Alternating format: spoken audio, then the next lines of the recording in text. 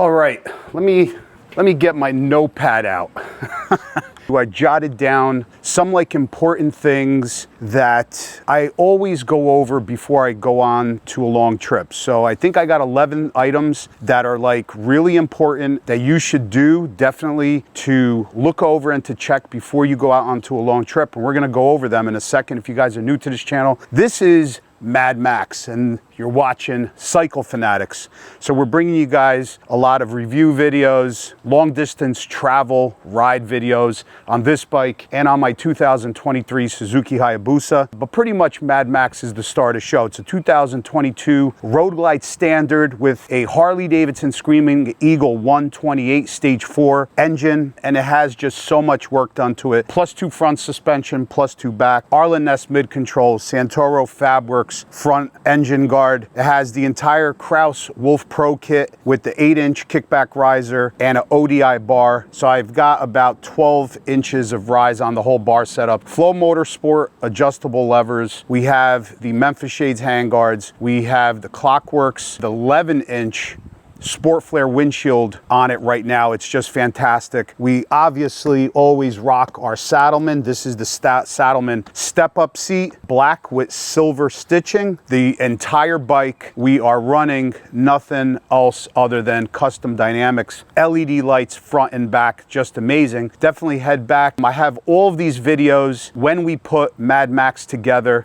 so you could definitely check them out. If you guys want maybe a review video, like a current video of me going over all of the things that have been done to Mad Max, just let me know in the comments and I could do another one of those. We are running obviously our beloved Khrome Werks 2-in-1 Outlaw exhaust. This sounds absolutely insane. We are running the Evolution Industries entire clutch system, the clutches, the basket, as well as their hardened ramp. In the back, we're running 14-inch Legend suspension, which is 2 inches taller than stock, and in the front, we are running diamond laned +2 black anodized fork tubes with +2 GP cartridges in the front, fully adjustable. I actually powder coated the stock wheels in a super chrome. They look actually really nice. I really like the finish on them. We are running Arlen Ness mid controls. Love that product. I just love how the entire bike was put together. Just absolutely love it. Running the extra oil cooler from Ultra Cool as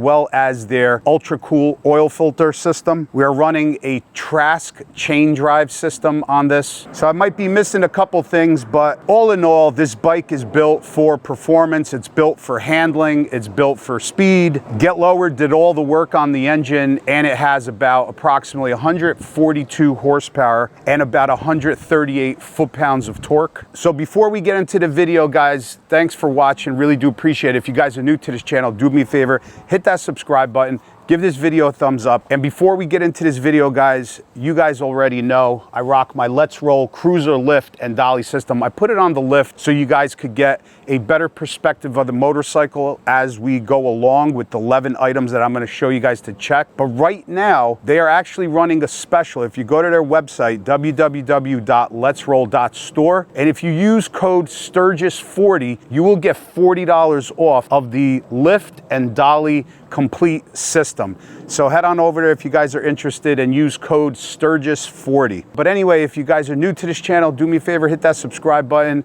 Really do appreciate you guys watching.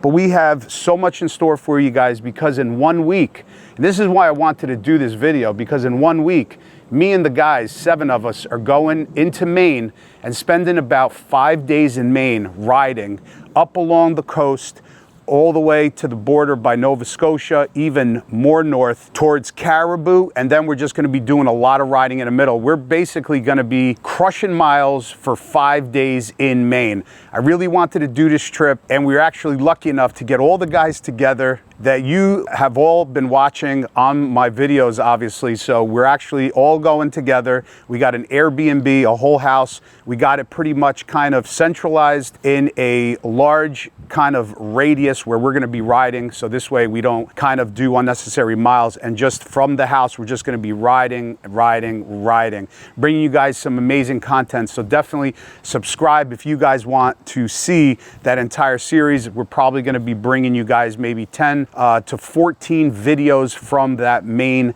series. So we're actually going to be riding into New York State up to Lake George, and then from Lake George it's going to be about an 8-9 hour ride straight east, all through country back roads into Maine. So it's going to be really awesome. I know a lot of you guys also have been hitting me up in messages and stuff, telling me if I could maybe possibly make some kind of meet and greet, maybe at a local Harley Davidson dealer while we're down there in Maine, because obviously Maine's quite a ways, and a lot of times we're doing meet and greets. They're usually south or in my area or even out west and stuff like that at other rallies. So possibly, I'll tell you now, possibly, maybe Monday on the 21st, as long as everything goes okay.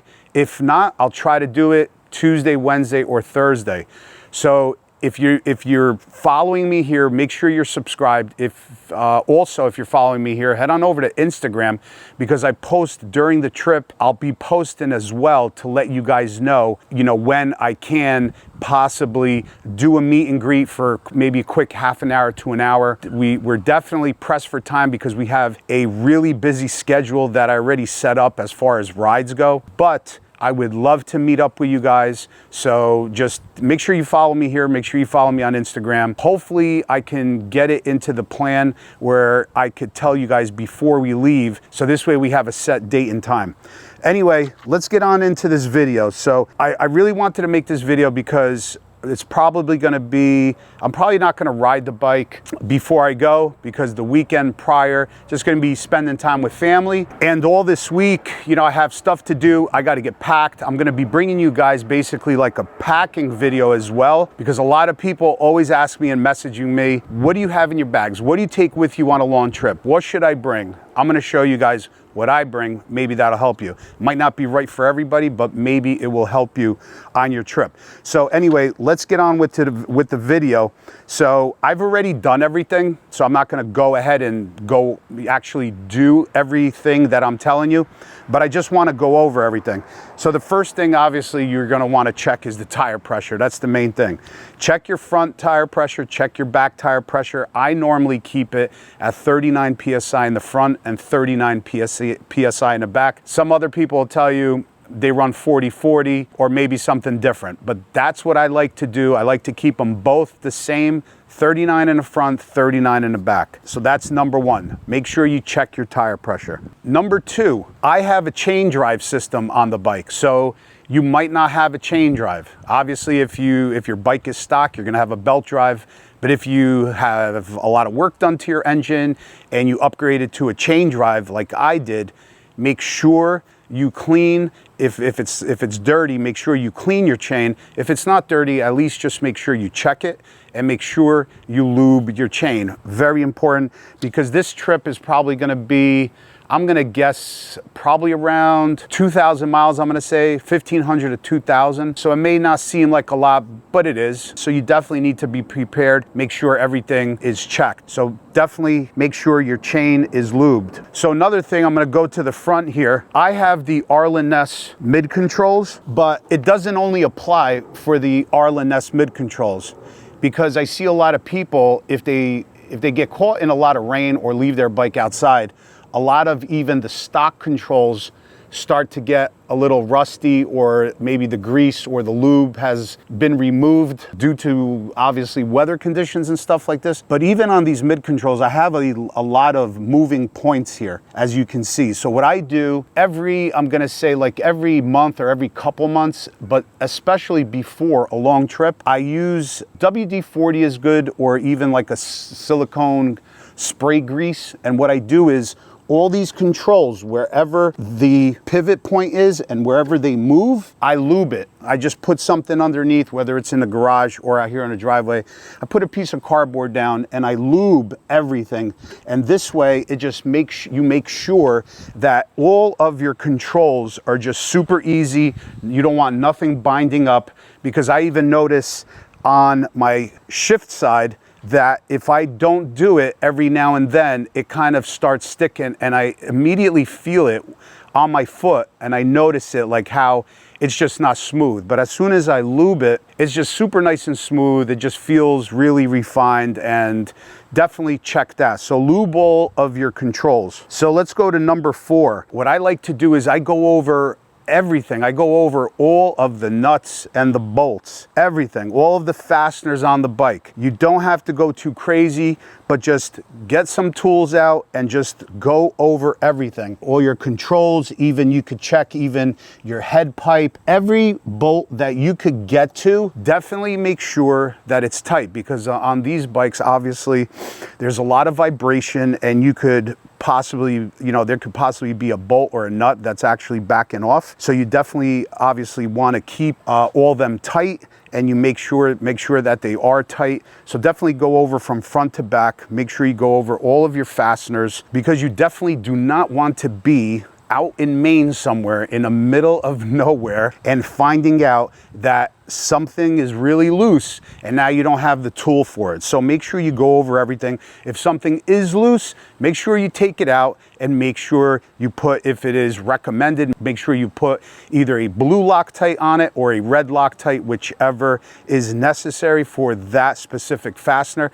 But just check over the entire bike. Always, I make sure before a long trip, I make sure that there is no damage on my tires. So you don't know if you have a screw or a nail in it. It doesn't, sometimes you wouldn't have a leak. Most of the times, yes, if you have a screw or a nail in it, but it could be, if you do have a screw or a nail, it could be just through like the tread, but not all the way through the tire. So this way you're not gonna see a leak, but you don't want that in your tire. So potentially, obviously, if you hit a bump or something on that perfect spot where the nail or screw is, it could actually puncture the entire tire, and then you'll have a problem. I'm using actually ride-on. I don't have any wheel weights.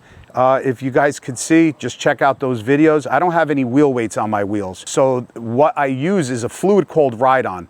You put the fluid in, the recommended amount of ounces per the front and per the back, and basically that fluid acts as actually a balancer for your wheel and tire.